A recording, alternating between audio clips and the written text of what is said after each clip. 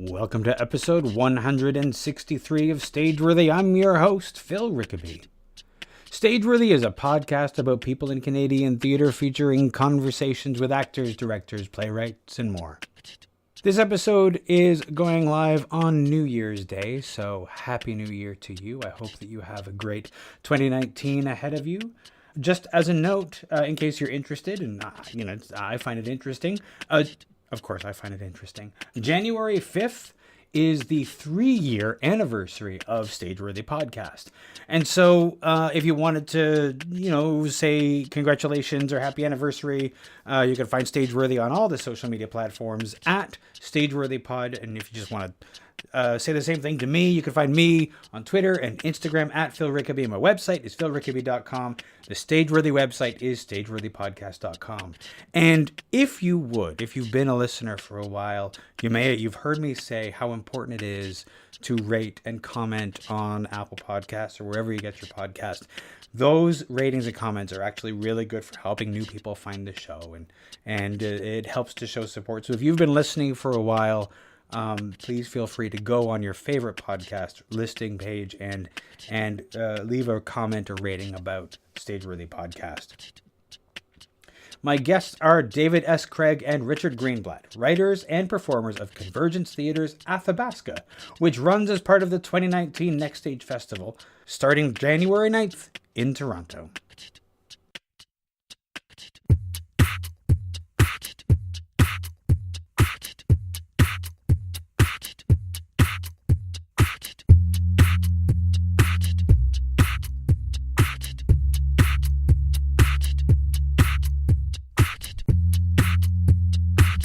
Why don't we get started? Okay. And if you guys could each just say your names so the listeners can identify whose voice is whose.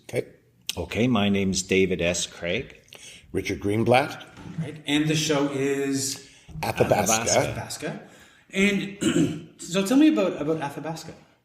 The title is, the Athabasca region, of course, is our famous oil-producing region in Alberta. Mm-hmm. It is where our heavy oil comes from, and it is a source of great wealth to our country, and it is also the source of great amount of carbon emissions in our country, and tailings ponds and water usage, et cetera, but it is a source of wealth. It's also something that our country is discussing with regards to how we get this resource out of the country through pipelines.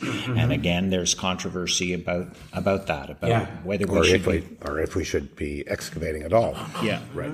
So it started really this project.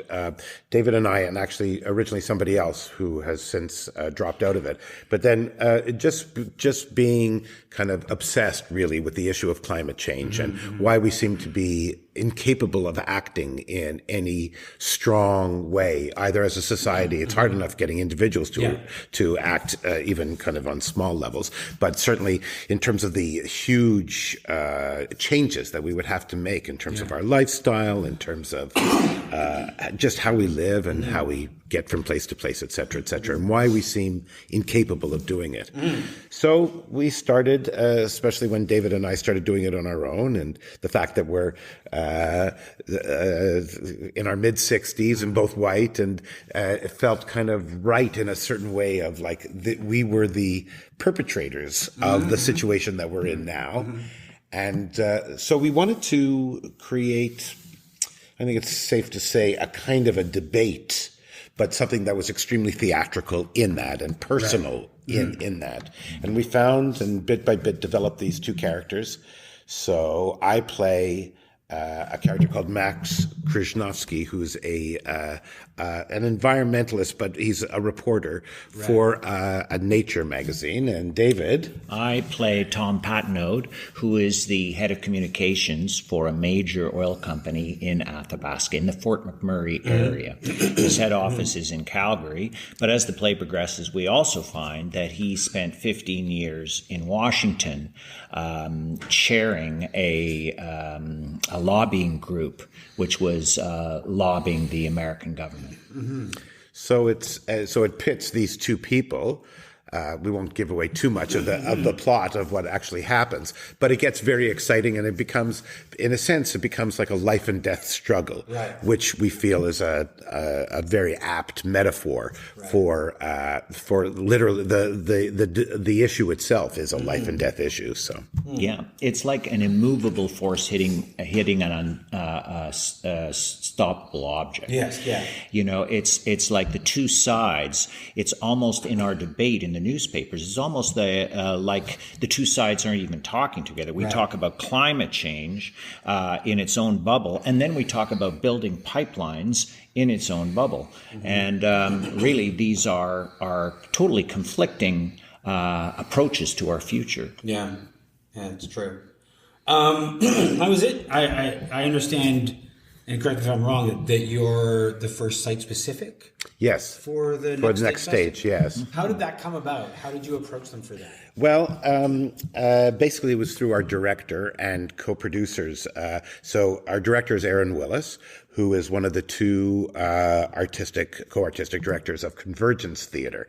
And so Aaron is directing it, and their mandate really is to do site-specific work. So, and I've worked both with him and his partner, Julie Tepperman, who's the other co-artistic director. Julie is also acting as our dramaturge on this. And that's what they do. They do site-specific work. The Gladstone Hotel, or Aaron and I co-directed Yehud, which actually turned Theatre Passe Muraille into a synagogue, and a whole bunch of other site-specific work that they do. So Aaron kind of approached us with the idea of, would we like to do it? And it seemed to make total sense in this case. Yeah. So the play takes place in an office.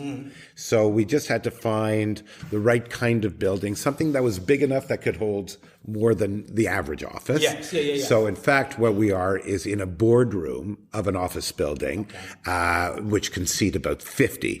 So, but we've made it look like an office, and it's supposed to be high end, so the office could be quite large. And of course, we're also supposed to be in Fort McMurray, but we're downtown Toronto. And so where we're doing it is actually, it's a really interesting space. It's in a building called the Carpet Factory, which is on Mowat Avenue, which is one block east of Dufferin, and we're just south of King. So it's kind of in the Liberty Village area. And it's a reclaimed carpet factory. So, but beautifully renovated by the York Heritage Group, I think they're called. And so it feels high end. But at the same time, it's a building in which a lot of business happens. It's interesting to be tackling it's super easy to tackle the issue of oil and climate change and that sort of thing from Ontario. Whereas in Alberta, I was just reading today about there was yet another protest out there about them wanting to be heard, that they don't feel like the rest of Canada is hearing them or sort of like sympathetic to their needs as a town and things like that. So we're very divided in this country on this particular topic. Totally. Almost east to west, I think. Well, because you have an NDP government in Alberta who's pro oil and pro pipeline, which is crazy to me as an Ontarian. It's crazy to me too, but I mean, I think that there isn't an NDP government in Alberta that could be elected. No, absolutely. Being anti-oil. Absolutely true.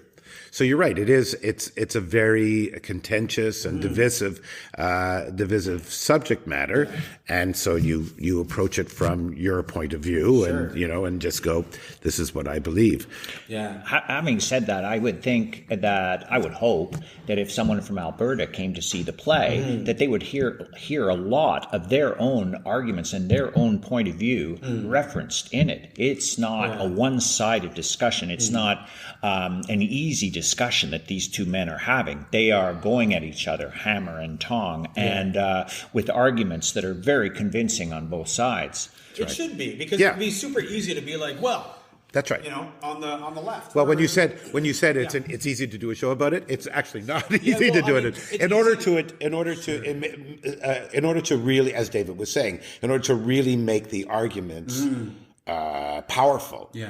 And there's a lot of, David's character, who is the big oil exec, there's a huge amount of what he says, which is very true, which is, and it's he talks a lot about this is what people want. We're just providing a service and a product that people want, which is absolutely true. You know, and it's like, what are we willing to give up in order to save our climate? Are we willing to give up ever driving a car or taking a plane or, you know, heating our houses with oil or, you know, a million? What we're talking about is a major lifestyle change. And we all have a lot of questions about that. So it is a fascinating argument. I think we're not, in a sense, putting big oil on trial as much as we're putting all of us on trial to a certain degree. Oh, sure. Because, I mean, if there was a will, we would make changes. Exactly. And we would demand change. Instead, we are happy to drive our cars around the city and to fly everywhere and to use oil. One of the statistics that we have from our research was there was, I think it was the Wall Street Journal, did a survey finding out what the average North American would be willing to spend in order to fight climate change and where was the drop off when it became too expensive for them. And the drop off was $10 a month. So people would be willing to spend $10 a month, but no more than that to fight climate change. And as soon as it got over $10, they went, that's too expensive. Wow. And there was a recent study I read about the people of Quebec who were discussing exactly the same thing. And the majority, 67%, I believe, were in favor of taking action, having a carbon tax to solve the problem of climate change. But if that meant the price of gas going up 50 cents a liter, suddenly the support dwindled to a single digit support, you know. So there is, I think, a huge paradigm shift that we have to get our heads around. We have to tax carbon. We have to put a price on carbon emissions, and if we can get our head around that, I think that will be a great first step. So I, for one, am completely in support of our Prime Minister's call for a national carbon tax, and I hope that will be a first small step in the right direction. It'll be really difficult because people love to be armchair environmentalists until it costs them something, and that's it's going to require change in order to do something. It's extreme change, and it's lifestyle change. It's a way of thinking change. That's why Naomi Klein's book, This Changes Everything, is called that, and it does change everything. It's a way of looking at decision making, and that every decision is based upon this. Every political decision is based on trying to save the planet, and it's so dire. It is so dire. And we hear, you know, how dire it is, whether it's the UN climate report, whether it's the American government's reports. And you know, we've got 10 years to meet the targets of Paris. And we're just, you know, it's highly unlikely that we're going to get even close to it. Polluters have already washed their hands of it. Exactly. And the fact that it's all voluntary, nobody's really, I mean, the most they were able to do in Poland recently was to say, okay, here's the rule book. Yes, Not how do we enforce the rule book, but here's a rule book.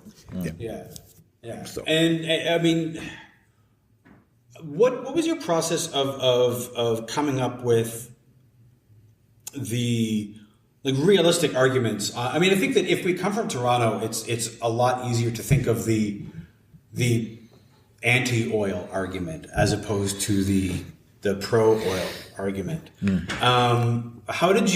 was the process of getting yourselves into the headspace to come up with and find the arguments that were equally as compelling as the arguments against oil?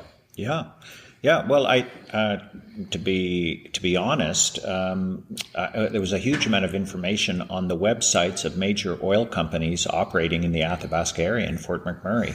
They were very convincing, and depending on your point of view, of course, but the steps they are taking to reduce their carbon emissions and water usage, the development of carbon capture as a way of mediating against carbon emissions. We're all beginning to change from oil to natural gas, which would be a huge step forward. So there was a time when the oil companies might have been denying it or confusing the argument about it, but now I think they very much want to be part of the game. They want to be the energy companies of the future. The thing is just how fast, Phil, we're going to move. And in the play, I think that we create a character who feels that urgency really, really deeply. I mean, what happens if you really feel that all these dire warnings about people, mass extinction events, millions of people storming across borders, starvation, not being able to feed ourselves, if that is our future, can you imagine an individual motivated by that to try and make change? And that's the character that Richard is playing in the play. And I think it's a very timely and dramatic way of looking at this issue that's not just an exchange of facts and figures. Right. And so David was defending my character. I'll defend his to a certain degree, which is that I think David went in with the agenda of we cannot dismiss this guy as purely, the mouthpiece for big oil. Right. We have to understand his point of view. We have to even, I remember at a certain point, David and I were talking like, it would be great if it was almost like a Shaw play where you're listening to some of these arguments, like when Shaw would write an arms dealer and try and make it as sympathetic as possible, or at the very least as realistic as possible, and challenge our own preconceptions about anything of this. So we wanted to do the same thing where the audience will, and hopefully we're achieving that, where the audience will go, he's got a real good point. Yeah. And then go, yeah, but the other guy's got a really good point too. And yeah, but the other guy, so there is a sense of almost like an internal debate of each individual, never mind as an audience member. Yeah. And so hopefully, as well as we were saying, that there's an implication. So we did a run through just this afternoon, and one of our producers who hasn't seen or heard anything since the original read through, so she hadn't even seen us staged it. And we just did the staging, and she just went, there's a kind of trial scene in the center of the play, and I felt like I was on trial. And we went, that's great. That's exactly what we want. It's like that it's to implicate us all in this issue. It's not these guys who represent extreme points of view. We all represent those extreme points of view, and we're all grappling with the same issues. And it's a question of what we do with all of this.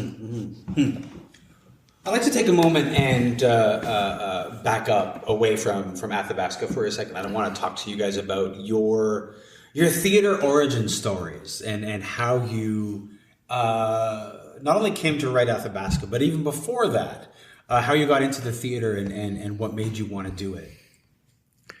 Well, ironically, we've known each other for many, many years, David and I. In fact, our origins go back to almost the beginning of our interest in theater. So David and I first met each other.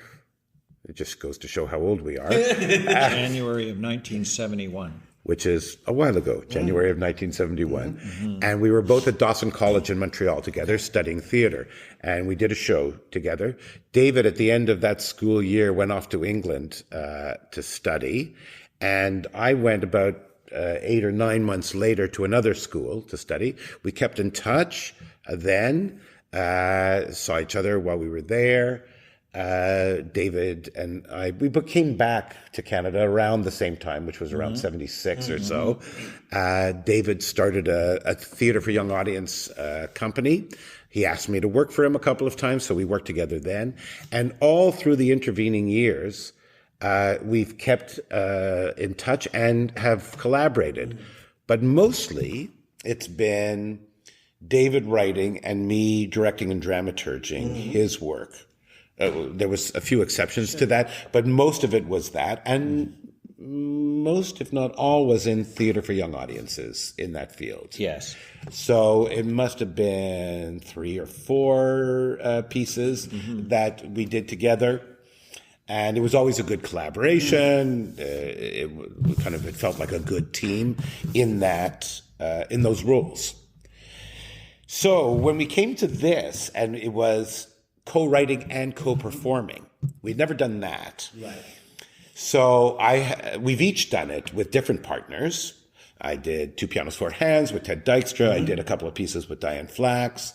David. I've done Head of Ted, Dib and Dobbin, The Journey Home, The Book of Miracles, all two-handers, health class, all two people. We wrote it together. We hired a director to come in, and we created those pieces for us to perform.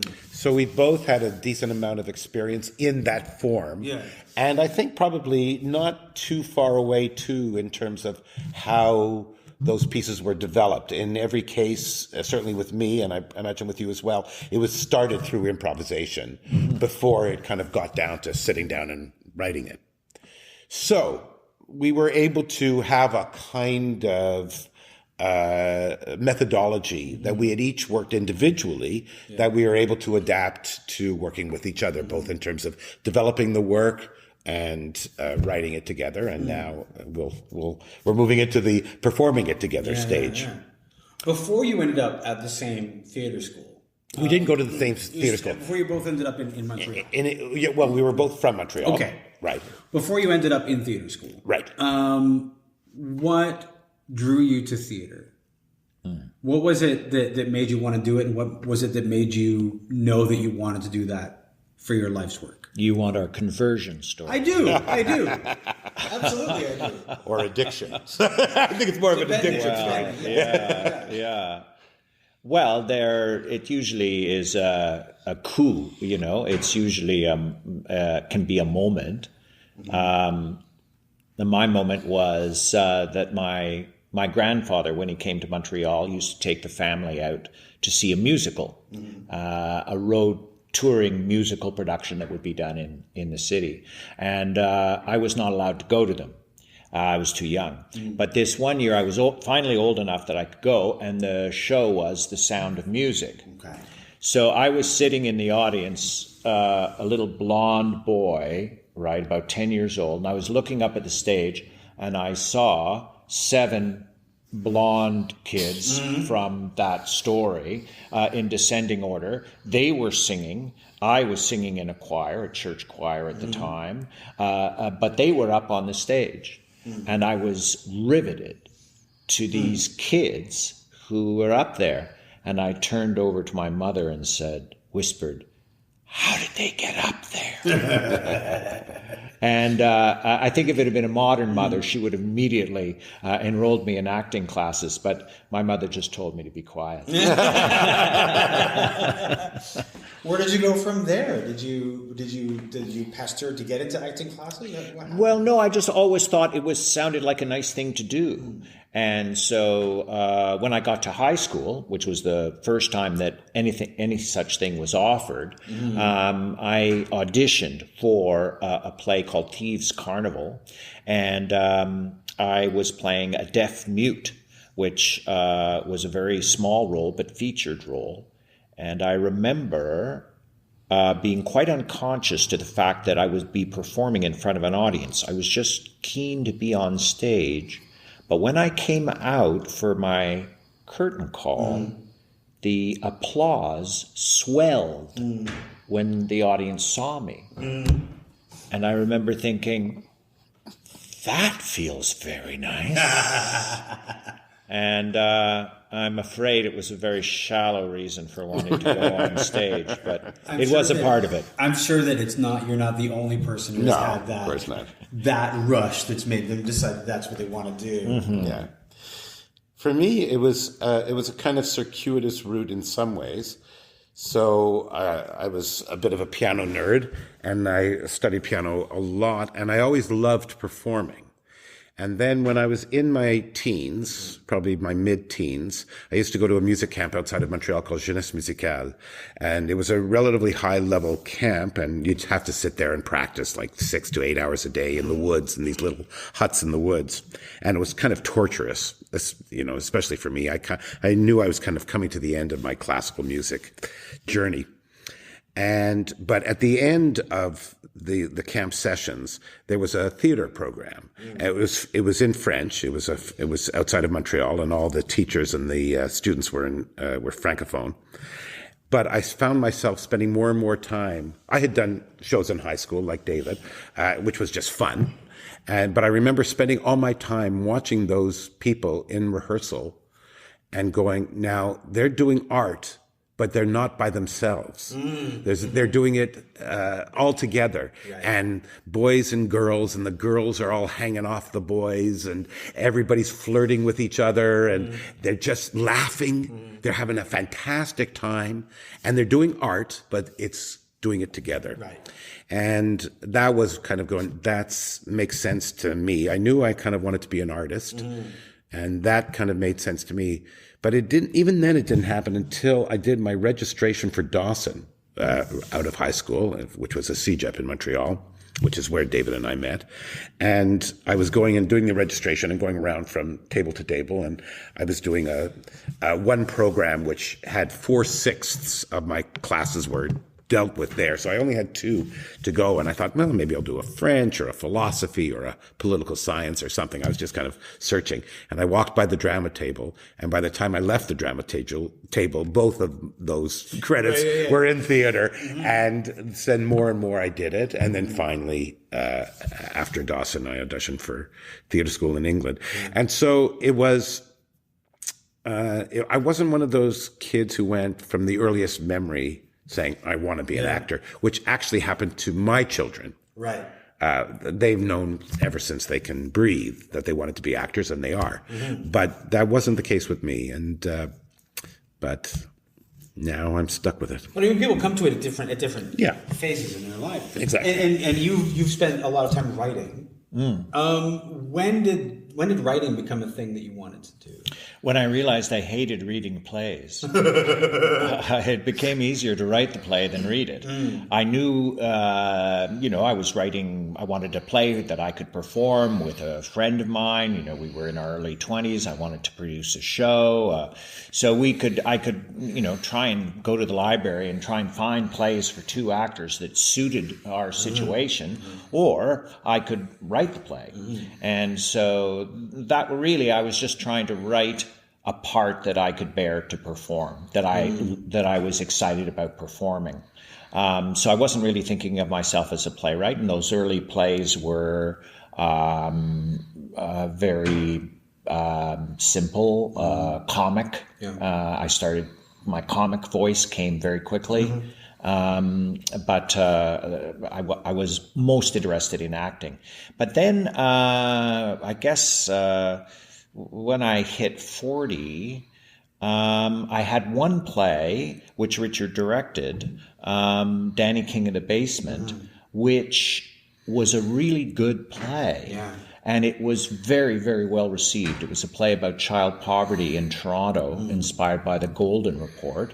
And suddenly I thought, maybe this is something that I could turn my attention to more fully. And so slowly but surely I moved my direction more towards playwriting. I was still producing. I was still the artistic director of Roseneath Theatre, co-artistic director, and then artistic director. But I began to write. And then about 8 years ago, I gave up my producing position and focused full-time on acting. So this is really focused completely on playwriting. So this is really the first time I've been on stage in 8 years, having just been a solo playwright. When you made the decision to give up the producing and to focus on playwriting, was there a certain amount of fear involved in making that change? What was that? Was it a thing that you were afraid of, or a thing that you just felt driven to do? It was a thing I felt driven to do. I knew, that I wasn't going to be able to live forever. And I knew that before I died, I wanted to focus on some challenging pieces. And I knew that I wasn't going to be able to do it part-time. I felt I needed to give it my full attention. And I certainly was scared. I was scared financially. And I was also scared emotionally because I didn't know whether the plays that I wanted to write would ever be produced. And that is a playwright's nightmare. Oh, sure. That you write something and you devote all this time and effort, and then it's somehow stillborn. I think that's why a lot of younger playwrights are so focused on self-producing. Right. Because the idea of writing something and then desperately shopping it around in the hopes that somebody will produce it is just daunting. Daunting, It's huge. yeah. Totally. Yeah, it's impossible. Yeah. I mean, it happens all the time, but essentially it's impossible. Yeah. And that's what I did. I was the young man who was running around, producing his own show. But when I left Roseney Theatre 8 years ago, I said, I'm not going to produce. right. Unless I can find a theatre who wants to produce this play, it will not be produced. And Richard, how did you come to directing? Well, I think I always knew I wanted to direct. So even when I went to RADA, the Royal Academy of Dramatic Art in London, and even while I was there, I knew I kind of wanted to direct. I hadn't really done it yet. But one teacher in particular kind of outed me while I was there, and she went, some of your acting work has a bit of an objectivity. It's almost like you're looking at everything instead of being in it. And do you want to be a director? And I went, yeah, you kind of found me out. And so, and again, it would almost happen through music. So I was able to work my way through theater school as my job was a musical director. So as a young professional artist, even after I graduated, I could get musical directing gigs. And I was in my early 20s. And so I was starting to kind of learn about directing through musical directing. And then I came back to Canada in the mid 70s. And then I went, okay, I'm going to start doing it. And then bit by bit, I did more and more. And for a while, I also was the associate artistic director, first at Young People's Theatre and then at Canadian Stage. I did that for about 7 or 8 years. At a certain point, I thought I may want to be an artistic director. And then I realized, no, I don't really want to do that. And for me, ironically, I came to producing much later than David did. And so it was kind of fun to begin with. And I said, I don't mind producing, but as long as I'm doing producing stuff for my work. Sure. So whether it's, writing grants or, doing whatever needs to be done. And so, and there were years, especially in my 30s and 40s, where I would say directing 80% of the time to acting 20. But now, since I've left working full time at different theaters and going back to freelancing, I think it's about 50-50 and plus writing whenever I do that. So, and that's the way I like it best. I like it when it's half and half, approximately. Yeah. So I just finished directing a show at George Brown for the graduating class. And before even this closes, I'm directing an opera for Tapestry. So that's always kind of a fun, you're going from directing to acting to directing. And so I like that. Yeah. Now, you guys had worked together before, but when you came to writing together, it's a different relationship than writer, director, and things like that. So how did you navigate that? That's a really good question. I guess we're still figuring that out. It is. How did you negotiate it? Well, we negotiated. It was a negotiation. Yeah. We started by writing individual drafts of the play. We had talked out the general storyline of the play, and then we just thought it would be faster if one of us, went away and just wrote the play. And so we did that. We wrote 2 complete drafts of the play, and we didn't like them. Well, we liked our own. We just didn't like the other one. For good reason. For good reasons. Yeah, it somehow it became a polemic, and it was just an exchange of statistics. So we decided that we would start improvising. And so we rented a space, and we would meet, and we had divided the play into sections So we had a beat sheet, a sense of what would happen in each of those, almost like a commedia dell'arte cheat sheet, scene, but these were beats. And then we would improvise them and record them. Although I think actually you're missing one step, which was we didn't have that beat sheet to begin with. So we had a basic idea. You're right about the 5 sections. And we went, okay, this is this section. Let's improvise it. And we would improvise it several times and record it. And then made a beat sheet from those. That's right. And then we would make that beat sheet and go, okay, so this was great, so we want to include that. This was not, this was like a dead end. Let's not bother with that. And so then bit by bit, we did it several times and then we honed it so that we could come up with a beat sheet. And then we started to get together and started writing. But sometimes we would go, okay, you take the first half of section 1 and I'll take the second half. And then we'll meet later and then we'll critique each other's sections and say what works and what doesn't, what's clear, what's too clear, et cetera, and then kind of build it up bit by bit from that. And then, as David says, some of it is negotiation. So one law we have, which is finally, anybody can say anything about anything in terms of each other, in terms of what the writing is. But if we come to an impasse, a final impasse, whose ever line it is, whose ever mouth it comes out of gets the final say. Okay. So, but hopefully that doesn't happen until much later. Yeah. So even now, as we're rehearsing, we'll go, you know what? I think we can trim that. I don't think we need to say all of that. Or that's a little unclear. I think we need to clarify that a little bit more, or whatever it might be. So, and I imagine we'll probably do this all the way through the first run at the very least. It's and it's happened with the other shows that I'm sure it's happened with you and the other shows that you've done. The final stage, even as we think we're getting really close to the final draft, any changes we're making now are pretty minute.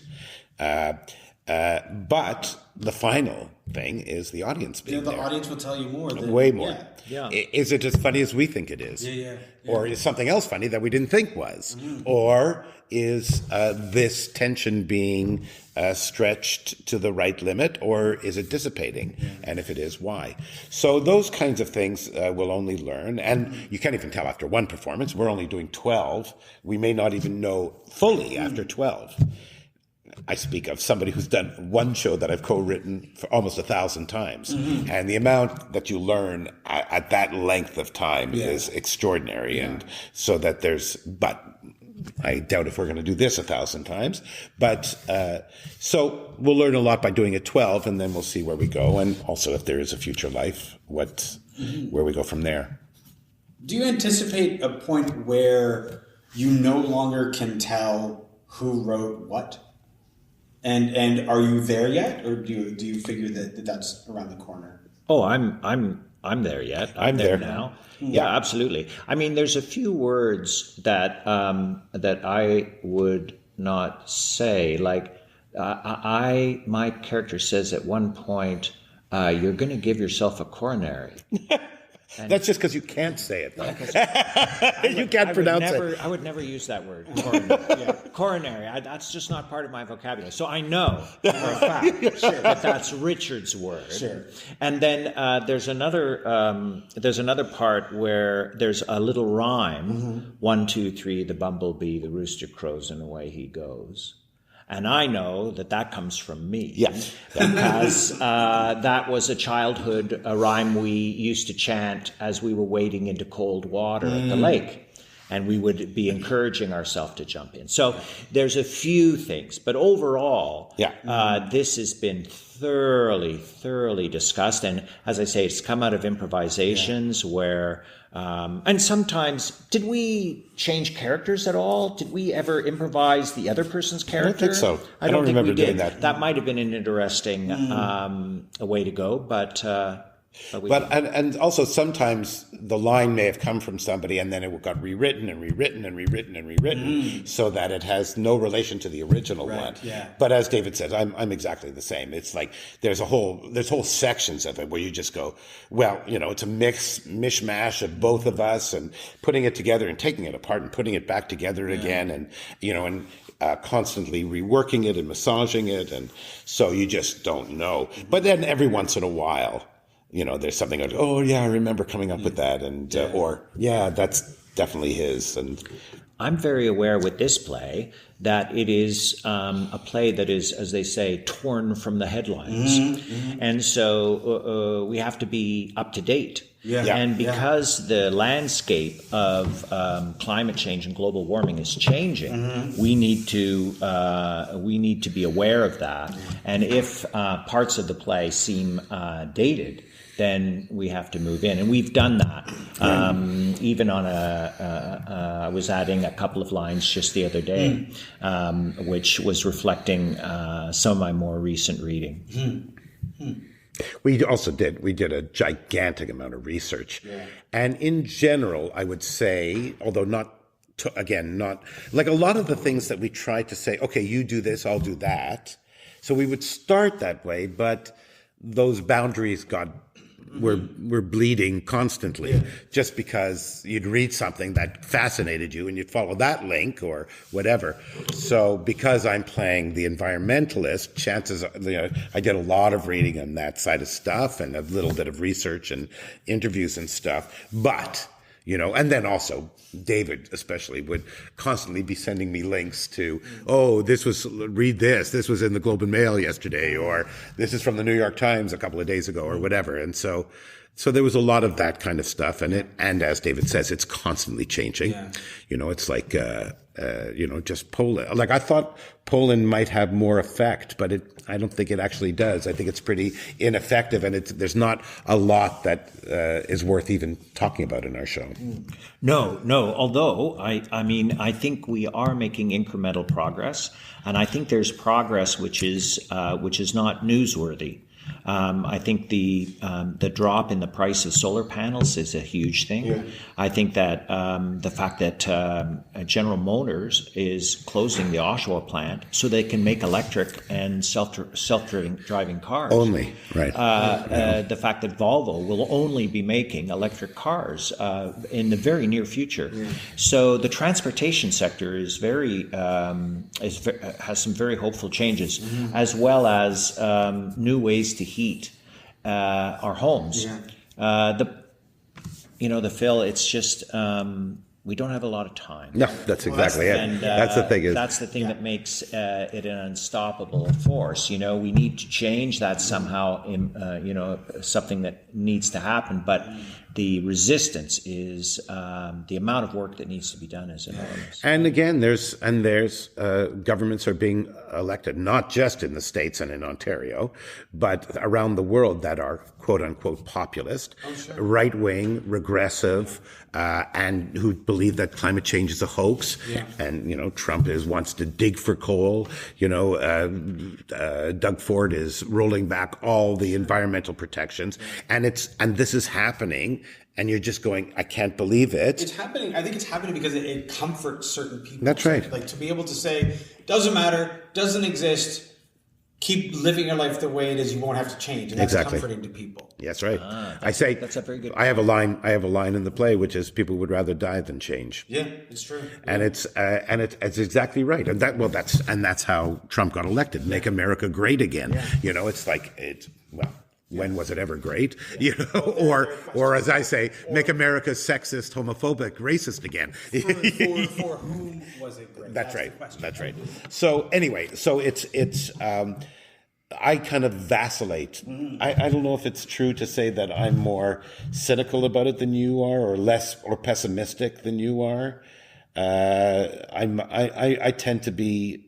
I vacillate with like huge depression about the issue, and whether we can really make significant change in time. I have my doubts, perhaps more than you. I'm not sure. I do think that we will we'll fix this, but I'm not sure that we will fix it in time for a lot of people. Yeah. I think that there will be some suffering. And that's part of the interesting color of the issue is that we in the West can afford to mediate against these extreme, but in other countries that just don't have the resources. And so there's going to be a lot of suffering. And perhaps but that suffering won't be just them. I mean, we've got forest fires in California, forest fires in British Columbia, invasive species, drops in insects, coral dying. I mean, it's going to hit everybody. Yeah. And when it really does, and we see, maybe we'll have a Pearl Harbor moment, and a lot of change will happen very quickly. Maybe. One hope. The problem, or the difference, though, with Pearl Harbor was that it was, or even say the World Trade Center or something like that, it was one event that kind of changed everything. Yeah. Whereas you can't look upon it like that with this. There's not going to be one event. It's going to be an accumulation of lots of different things. It's not going to be it would have to be one huge, gigantic natural catastrophe in order to do it, which I can't, even if it's a huge flood or something, a tidal wave that kills 200,000 people like it did 15 years ago, that didn't seem to do anything, so it's like, I don't know if it can be that one event like Pearl Harbor or the World Trade Center or something like that. So that, I guess that's what makes it harder. It makes it harder because it's about changing the way we think. But it might be something very symbolic. It might be the fact that there are no more wild animals in Yellowstone Park. There may be something that really resonates with people on an emotional level, on a cultural level. And I think this is where the arts can play a role, is that we may not be able to change legislation. We're certainly not going to change legislation, but we may be able to add to the story that is creating a culture out of which change will become inevitable, that people will just naturally, well, of course, we're going to vote for this kind of thing and lobby for this kind of legislation. Do you think that's why some governments try to make cuts to the arts? Totally. Because ultimately there's the realization that the arts are dangerous to the status quo. Absolutely. I think that's exactly what's going on. Well, I mean, with Ford, it's clear also that very few artists, if any, vote for him. Yeah. It's just not his base, and it's not his constituency. So what does he care? Yeah. In fact, if anything, he wants to punish those who would vote NDP or Liberal. Yeah. So I think it's quite clear. And yes, in general, if the arts are doing their job, they are challenging the status quo. That's exactly what their job is to do. So it's, I think that's exactly why it happens. Yeah. So just to jump over to Next Stage for a second, how did, who was it who first brought this show to Next Stage? Because you have to submit to Next Stage and sort of make a pitch. So who brought this show to Next Stage? It was Aaron and Julie as co-producers, and they put together the application. We also have Marquee Entertainment on board also as a co-producer. Marquee, I work with them constantly through Two Pianos, Four Hands, but also Colin Rivers, who's part of Marquee, is also David's writing agent. And so we have a relationship with them. So between Marquee and Convergence, Aaron and Julie, they did the application. Dave and I just wrote a little bit of artist statement stuff, but they put it all together with the budget and everything else. And we were, ironically, I think we were very pessimistic about whether it would be accepted. They had never done a site-specific show before. So, but they were encouraged to apply by the Next Stage staff. And, Aaron and Julie are really good producers, and they put together a really good application. And and it was accepted. And as I remember thinking, okay, so the good news is we got accepted. The bad news is we got accepted. Now we got to do it. That is the fringe mantra, isn't That's it? Right. Good news, bad news. That's right. Yeah. You got to do it. Yeah. And you have very little time, and of course we have very little money. There's no, it's we're basically doing this as an investment in the future of the show. Sure. And everybody else who's involved. We have a great team of our stage manager is top notch. Our designers are top notch. Yeah. We have Richard Lee, who's doing both sound design as well as the fight. We have a pretty large fight in the show. He's doing that. And so it's, so everybody's kind of investing in a hopeful future, and even if that future doesn't happen, we hope the show is still really worth doing just on its own terms, and whether or not it has a future. But I think we're hopeful that it will. I mean, isn't that really why people do Fringe, why people do Next Stage, is for often the investment in the future? Often, yeah. Yeah, and we've had some interest from various different theaters. Like clearly, it's an economic show to be done. It's only 2 people. It's not a huge amount of production requirements.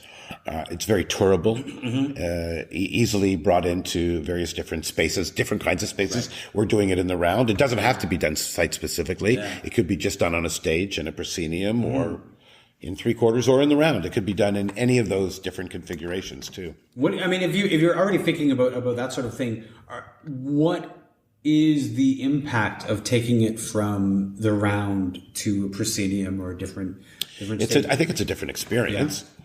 Yeah.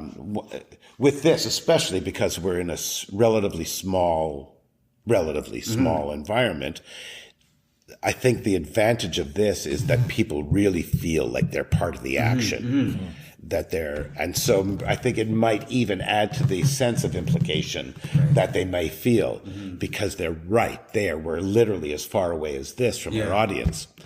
So whether we ever want to lose that or not is something we'll have to decide. And, it's great to do it in a small space, but there's financial implications to that. So, yeah. I'm sold on the site specific element of it. Rather than watching 2 men in an office, the audience is actually walking into the office, sitting in the office with the 2 men. Yeah. It seems so much stronger. Yeah. So I'd love to keep it. And there are lots of festival sites which would welcome an innovative staging idea like this. Yeah. But would we turn down the opportunity to do it on a main stage in a proscenium setting? I certainly don't think we would. I think we're just too committed to the subject and to the way we're approaching it. Yeah. And there's no reason why it shouldn't be very successful, or even for other actors to do it, to perform it in other productions. I guess we'll just have to see and make our choices as they come up. Yeah. But and there's already been some interest from other places, and so we'll see. We'll just see whether I've always felt like you gain something and you lose something. So you gain something by the site specific nature, the intimacy of it all, and the being part of it, and of course you can only get in 50. Yeah. So, but maybe that's fine. So we'll just see. Yeah. All right. Well, I look forward to it. Thanks. Thank you so much, you guys. Thanks, Phil. Thank you. Today.